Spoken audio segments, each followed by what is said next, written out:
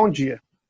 Meu grupo vai falar para vocês um pouco sobre a produção de sementes de soja, relacionada à matéria de produção e tecnologia de sementes, ministrada pela professora doutora Adriana de Castro Corrêa da Silva. Meu grupo é composto pelos alunos Eric Bento, Natan Afonso Carpinedo Gomes, Felipe Carpinedo Ferreira e eu, Gilbert Centurion. Falando um pouco para vocês sobre o cultivo da soja, a cultura da soja, como todos sabemos, ela é de maior importância no Brasil. A soja, ela tem essa importância porque ela é a principal cultura do agronegócio brasileiro. E ela é uma planta que tem a sua origem denominada em Manchúria, que fica ao nordeste da China. Com a maioria das outras culturas, ela foi trazida por navegantes em torno do século XVII, que foi conhecido como um período que era denominado como o das grandes navegações. A sua classificação botânica, ela é da família Fabaceae, do gênero Glycine e da espécie Glycine max. Talvez todas as pessoas, quando pensam em soja, tenham em mente o quê? O óleo de soja. E, com certeza, pois a maioria do óleo mais conhecido é a soja. Quem não vai lá no mercado, está estampado lá, seja qual for a marca, óleo de soja. Claro, se a pessoa buscar óleo de outras culturas, irá achar, mas o de soja é o dominante no mercado. Não temos também só como exemplo o óleo de soja. Temos leite de soja, farinha de soja, molho de soja, sabão, cosméticos, resinas, tintas, solventes, biodiesel. Então, são N produtos e subprodutos. Agora, passando para o cultivo da soja no campo, em relação à produção de sementes, a soja, claro, sempre vai ter que respeitar o período, a região, mas ela vai ter todas as partes que devem ser respeitadas para você ter uma produção de qualidade. A fase reprodutiva, cuja duração praticamente é constante na soja, e essa é uma das razões de se ter épocas recomendadas de semeadura, em função de uma cultivar ou de outra. Por quê? Porque muitas vezes a cultivar ela pode ser precoce ou tardia. Ou seja, então você vai ter que ver conforme a sua região e conforme a sua cultivar para se adequar às condições favoráveis. A maturação das sementes, ela ocorre o quê? É o desenvolvimento e a maturação, que são aspectos importantes considerados na tecnologia de produção de sementes, pois entre os fatores que determinam a qualidade de sementes estão as condições de ambiente predominante na fase de florescimento, frutificação e a colheita, que é na época adequada. Eu vou falar um pouco mais para frente em relação a isso para vocês. Os fatores ambientais e sanitários também, eles atuam, pode afetar a qualidade da semente no campo, que tais como temperatura elevada durante o período de maturação, não só na fase de dia, mas também a oscilação de temperatura conforme o período diurno e noturno, e a umidade ambiental, a umidade do solo também, seca, deficiência de nutrição ou hídrica, presença de plantas daninhas, de insetos, de pragas, e também as doenças, os patógenos.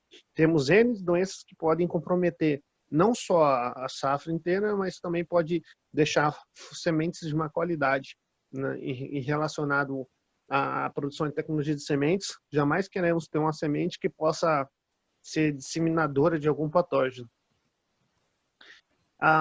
E temos a deterioração no campo, que é a deterioração por umidade, como citei anteriormente. Umidade é um dos fatores que podem afetar a qualidade de semente.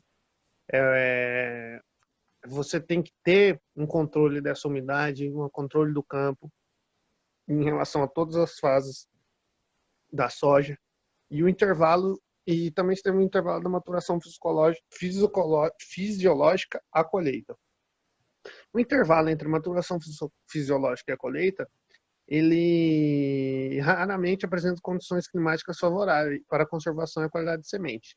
Ou seja, dependendo da região que você tiver, você tem que estar sempre atento às condições do seu clima, nesse intervalo de maturação fisiológica, sempre buscando ali averiguar a umidade relativa do ar, que pode resultar em deterioração por umidade, índice frequente de chuva. Então, enfim, são várias condições que, se elas estiverem associadas com temperatura elevada ou algo assim, ou com alta umidade, temperatura elevada, pode trazer consequências que não são agradáveis para a sua cultura. E aí, consequências essas que eu vou citar agora, que vão ser o quê? Diretas na qualidade da semente. Que você vai estar buscando a produção e a tecnologia de sementes e você não vai poder ter a qualidade e a tecnologia necessária nessa semente para passar para frente. A seleção das regiões e épocas mais propícias na produção de sementes. Aqui, quando buscamos o estudo, eu entrei num conflito interno, porém, pude mais para frente pensar e conseguir raciocinar o seguinte. Claro, você tem que ter a seleção da área, da região apropriada, do lugar, da época, a época de plantio, tudo corretamente, respeitando sempre. Porém, isso que é tecnologia de sementes. É o que já aconteceu, não é o que está acontecendo também. Antigamente não se tinha soja de Campo Grande para cá. Hoje se tem soja em Miranda, Bodoquena, Bonito. Então, foi se criando cultivares que podem resistir a climas como os da nossa região. Com o tempo, você vai poder produzir soja praticamente onde você quiser, obedecendo as épocas certas. Claro. Condições favoráveis em regiões tropicais. As regiões tropicais ela apresentam condições favoráveis, como eu disse. Se você encontrar altitudes favoráveis, e hoje se tem muitas cultivares favoráveis, como eu citei anteriormente. E a época de semeadura, com certeza. Se você respeitar a época de semeadura, que é algo que, conforme a sua região, se você não respeitar, independentemente da cultura, você não vai ter praticamente uma produção satisfatória. Porque você vai lá, aí você pode ter a semente que for. Ela pode ter todas as condições favoráveis para germinar. Mas se você não ter a época de semeadura correta, você não vai ter resultado tão satisfatório quanto você fazer uma semeadura na época certa. O momento da colheita. O momento da colheita é fundamental para as culturas, conforme o que você vai ter, o que você vai fazer com essa cultura, com o produto dessa cultura, e da soja não é diferente. Atraso na colheita, não estou sabendo, é algo que se vê, quem tem amigos ou até viu alguns videoaulas, ou leu sobre, que quando se é época de colheita, a fazenda não para. As máquinas praticamente trabalham de 14 a 18 horas, enfim, sem parar para não perder o tempo de colheita. Em relação a sementes, elas são, o grau de umidade se encontra abaixo de 18% durante o processo natural de descarte do campo. Então, é o momento certo. E a operação de colheita, porque não adianta também você fazer a colheita no tempo certo e também você não pode também querer atropelar tudo. Você não meteu a colhedeira lá e, enfim, causar danos mecânicos nessa semente, o que não é o que se busca. Se busca você ter qualidade interna e externa da semente, com certeza. Bom, eu vou passar a palavra agora para o meu amigo Eric, que vai falar um pouco para vocês desse pós-colheita.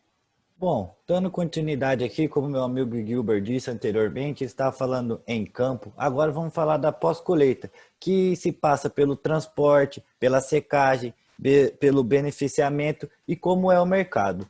Bom, se tratando de transporte, a logística de distribuição é um grande problema. Por quê? A escolha do tipo de transporte, às vezes, o transporte não é adequado, onde ocorrem muitas perdas. O rodoviário, o estado das estradas, cargas maiores que o indicado, que muitos caminhoneiros fazem para render o serviço. E isso acaba no derramamento de grãos, que chega a 2,7 bilhões a cada safra. Nesse estado das estradas, geralmente as estradas que são perto de lavouras são de chão e elas têm muito buraco e conforme às vezes chove, o caminhão atola, é todo um processo que vai causar grandes perdas. Em problema de logística, eles representam 1,3% da perda de produção, chegando a 2,38 milhões de toneladas.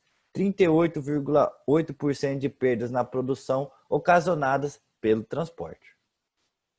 Bom, se tratando de secagem, as vantagens de se colher o grão úmido tem a possibilidade de planejar a colheita, colher mais horas por dia e mais dias por safra, perda de semente por deiscência e degrande natural, secagem de sementes, transferência, evaporação da água superficial da semente para o ar circundante, movimento de água do interior para a superfície da semente. Bom, e como que é dividida essa secagem? A secagem de semente ela pode ser por meio natural, que isso você deixa ela exposta ao sol, à temperatura, geralmente são forrado uma lona sobre o solo e depositam essa semente, vão mexendo, revolvendo para que ocorra a secagem. De forma artificial, por baixa temperatura e por alta temperatura. A alta temperatura é o que a gente conhece, que são os secadores, que pode ser secador de leito fixo, fluxos cruzados, fluxos concorrentes, fluxo contracorrentes e o secador de misto. Bom, se tratando agora de beneficiamento, a recepção, o que é isso? É o processo de caracterização e identificação do lote de sementes que são recebidos na UBS. Constitui-se um lote como uma qualidade limitada de sementes com atributos físicos e fisiológicos similares dentro de certos limites toleráveis. A amostragem é o processo pelo qual obtém uma pequena fração de sementes que irá representar o lote nos testes para avaliação da qualidade, determinação da umidade, pureza e viabilidade. A pré-limpeza consiste basicamente na remoção do material bem maior, bem menor e bem mais leve do lote da semente. Para essa operação, utiliza-se máquina de ar e peneiras com alta produção, pois nessa etapa do beneficiamento é mais importante o rendimento do que a qualidade, considerando-se a necessidade de passar na pré-limpeza toda a semente recebida no dia. As operações especiais. Algumas sementes necessitam de operações especiais.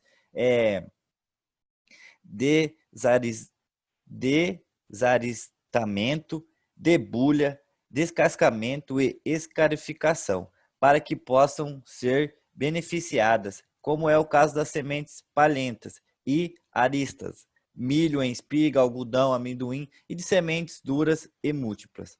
E, por fim, a limpeza das sementes.